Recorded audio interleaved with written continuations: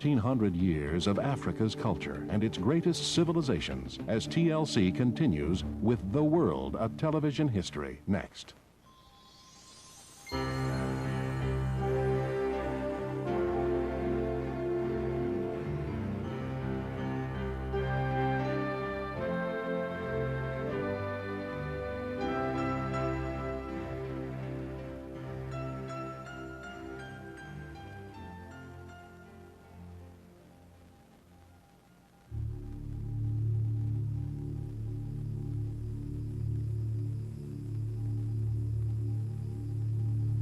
Nigerian terracottas, 2,000 years old.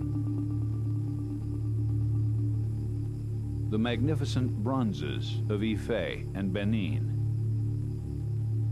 African civilization has ancient roots and a history that goes back long before Europeans arrived in the 15th century. Africa gave birth to a number of states and empires, especially along the coastal plains of the east and in the west south of the Sahara. Historians are beginning to chart the rise and fall of African civilizations, most of which had no written language. Today, emerging from centuries of colonial rule, all of Africa's nations are young countries.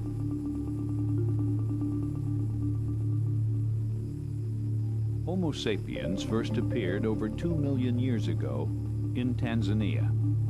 Much later, in Egypt, one of the world's earliest advanced civilizations emerged. The Nile, the same river that saw the rise of Egypt's early civilization, is now the lifeblood of one of Africa's most remote and mysterious peoples, the Dinka.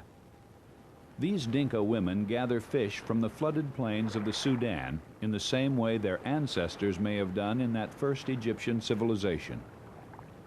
The Dinka are part of Africa's fascinating and perplexing time warp. It is only recently that the world has begun to understand the full story of Africa and its people. To Europeans, Africa was the dark continent. Its different nations and tribes were seen at best as children, and at worst, savages. This narrow-minded perception helped ease the conscience of slave traders and colonialists who exploited the continent. For more than 3 centuries, Europe indulged in the barbarous market of human flesh.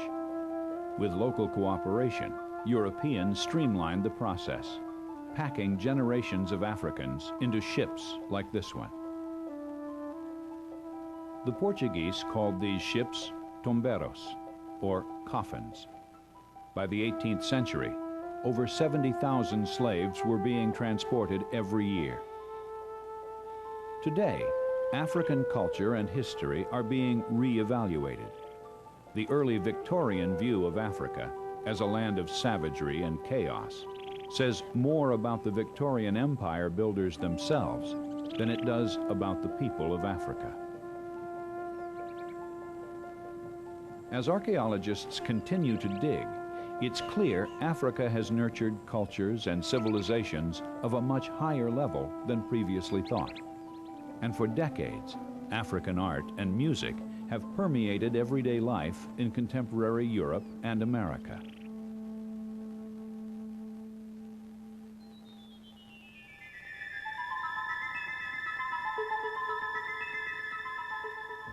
To understand the history of Africa, we must first know something of its topography. 3 times the size of the United States, Africa covers some 12 million square miles. Much of it is virtually inaccessible.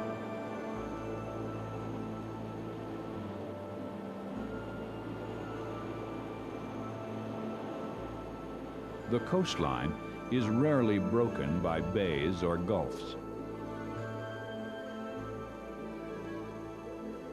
Only the Nile River is easily navigable from the sea. There are no paths to the interior from the Atlantic or Indian Oceans. Most of the continent is an enormous plateau, broken by broad interior basins stretching almost to the coast. In the desert areas and equatorial forests, the extremes of climate make life difficult or impossible for people not accustomed to the heat and humidity. The tropical rainforests run along the equator. There are woodlands and savanna, great dry grasslands, and finally the deserts, the Kalahari in the south and Sahara to the north. For Africa's history, the Sahara is the most significant feature of all.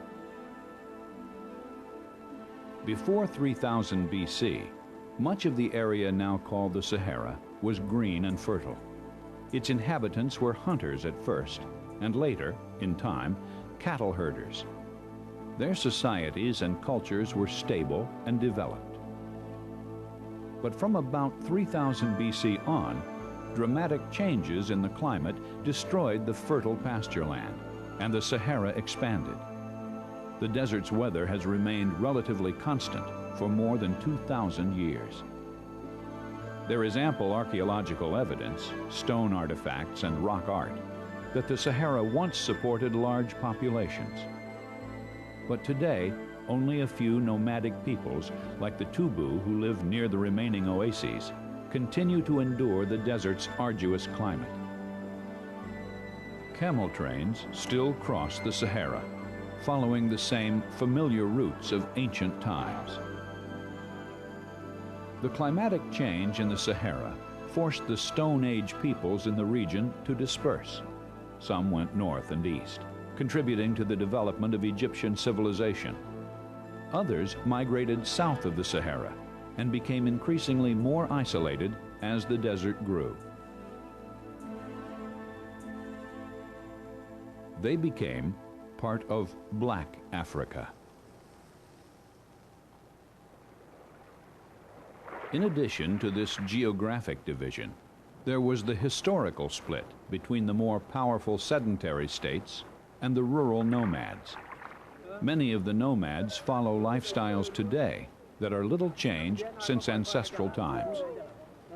Remote, semi-nomadic people like the Dinka now find their survival threatened by the modern Africa that surrounds them. It's small consolation that the Dinka way of life has long outlived the more flamboyant and splendid African empires, none of which survived the arrival of the Europeans. The World, a Television History, will continue on TLC.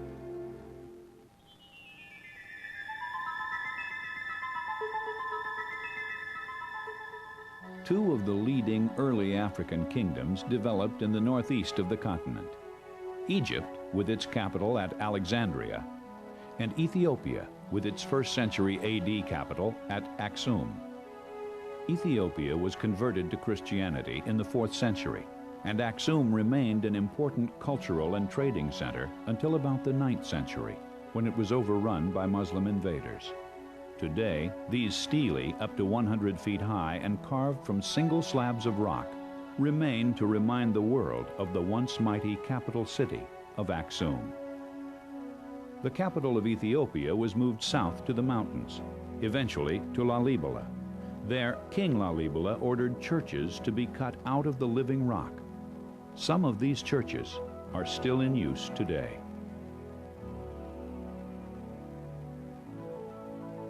Archaeology shows that in West Africa, in the savanna countries south of the Sahara, iron was in use from about 400 BC on. During the next 1,000 years, iron production spread throughout the continent. Following the introduction of iron, West African trade expanded, and a succession of states and urban centers rose and fell: Ghana, Mali, Songhai, Hausa, and Kanem-Borno. Commerce in the area increased dramatically after about AD 1000, buttressed by the well-defined trade routes across the Sahara Desert. One of the most important towns at the southern end of this network was Timbuktu, in the Kingdom of Mali. Timbuktu was a university town, as well as a trading center. Learning and ideas were so important, in fact, that her merchants made more money from trade in books than they did from anything else. By AD 1000, Islam controlled all of North Africa and the states bordering the southern Sahara. Mali was just one state that benefited from its links with Islam. In 1324, its sultan, Mansa Musa, went on an ostentatious pilgrimage to Mecca, showering gold about him. Mansa's journey appears on this 1375 map made in Christian Majorca. A little to the south, the 14th century saw the rise of Benin, one of Africa's most powerful kingdoms.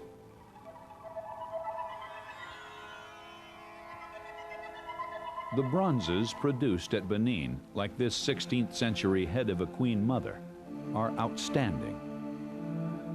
3 centuries earlier, a little to the north, the sculptors of Ife had cast this head of a young man. Both works are a remarkable testament to the artists who produced them. The Benis of Benin had no written language. Descriptions of their advanced society can be found in the journals of early explorers. They left these bronze plaques as a vivid memorial to their lifestyle. Their king ruled as an absolute monarch, capable of mobilizing 100,000 men on a day's notice. He sent representatives to the Portuguese court. His merchants were the shrewdest of businessmen. The Portuguese and the Dutch were full of admiration for what they saw. To please these early European visitors, the artists of Benin produced masterpieces in ivory, like this 15th century carving. It depicts the sailors and merchants to whom it was designed to appeal. Produced in large numbers, this carving would have cost about as much as a good shirt.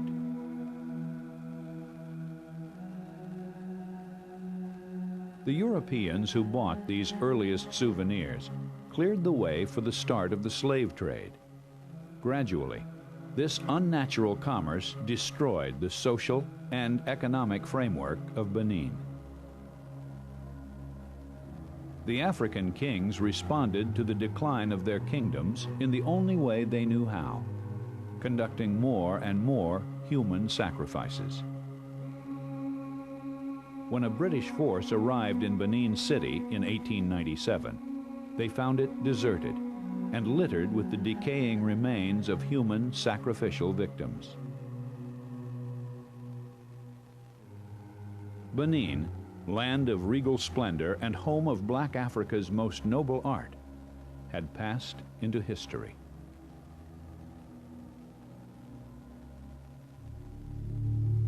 History still holds the secrets of the creators of these hauntingly mysterious heads, dating from between 500 BC and AD 200. Discovered by archaeologists some 50 years ago, they were named the Nok terracottas, after the Nigerian village where they were unearthed. African art often crosses political boundaries. It varies from region to region and reflects centuries-old contact with foreign cultures who've passed through the continent. Away from the more settled communities of West Africa, the nomads of the East produced portable art. Sometimes the art is permanent and indicates family lineage or age status. But no matter what the social purpose, beauty is always a consideration. The World, a Television History, will continue on TLC. The coast of East Africa supported powerful urban civilizations between 500 and 1,000 years ago. 2 important cities were Kilwa and Gedi. They exported gold, frankincense, skins, and ivory from Africa's hinterland to Arabia and India. Their ships sailed the monsoon winds of the Indian Ocean and returned with ceramics from China and Persia, horses from Arabia, and cottons from India. In 1418 and again in 1422, Kilwa and Gedi were visited by powerful Chinese fleets, whose commanders were curious to verify the rumors of the city's wealth. A century later, The same story of unbounded riches attracted the Portuguese warships, whose artillery quickly destroyed forever these dangerous trading rivals. On the ruins of Kilwa and Gedi, the Portuguese built fortresses to ensure there would be no recovery. These mighty walls are all that remain of another vanished African civilization. In the 14th century, Great Zimbabwe was one of the most powerful and impressive states in southern Africa. Its wealth derived from gold, ivory, and extensive mineral deposits. Great Zimbabwe was built by the Bantu, the most dominant racial group in Africa today. About 1,800 years ago, they began to spread south from their homeland in the Camerron until they controlled most of southern Africa. The people they displaced, the San and the Khoikhoi, were pushed south. They were hunters, and the Bantu were mainly farmers. Small numbers of San continued to live in the Kalahari Desert. In the caves of southern Africa, their ancestors left vivid reminders of their way of life. Cattle have always been a symbol of wealth and well-being in Africa. They still are today. The Maasai of southern Kenya and northern Tanzania measure wealth in terms of cattle and children. Money has its uses, but it's relatively unimportant in a society that's so essentially rootless.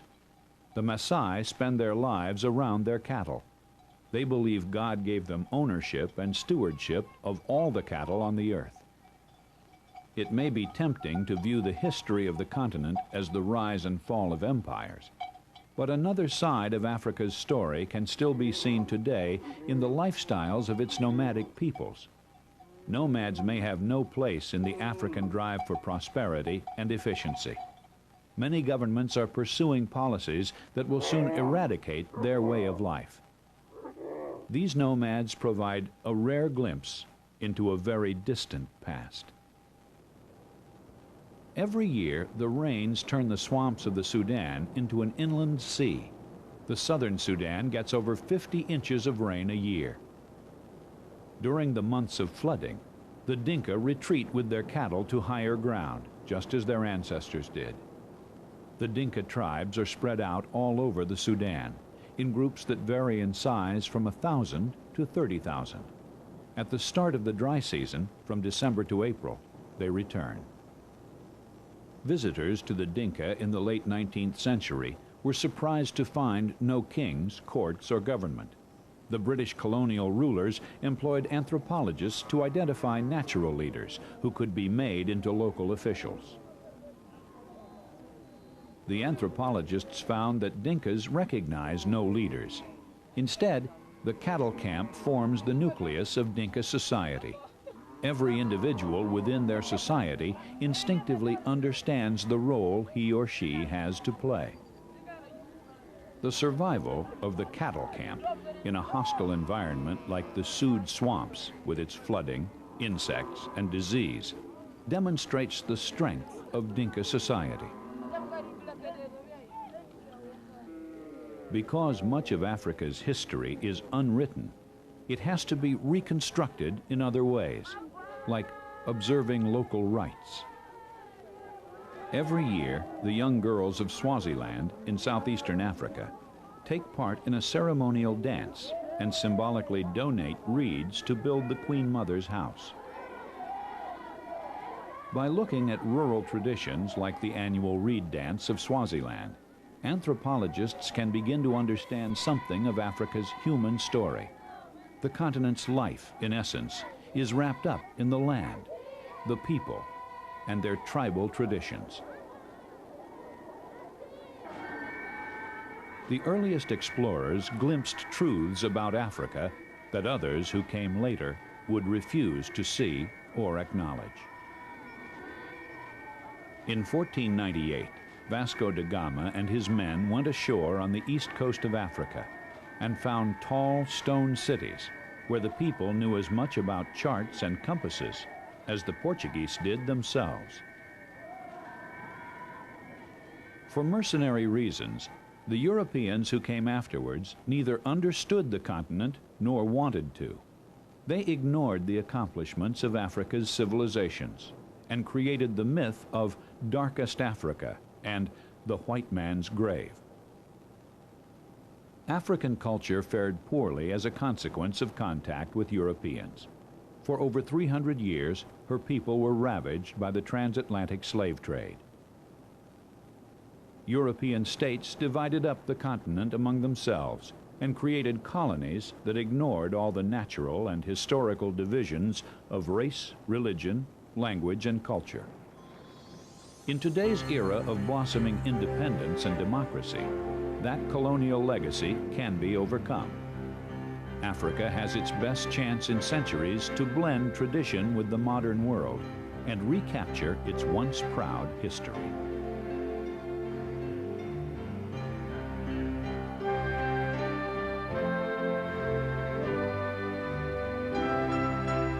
Before the Europeans arrived, a host of great cultures dominated the Americas. Look back next on The World, a Television History.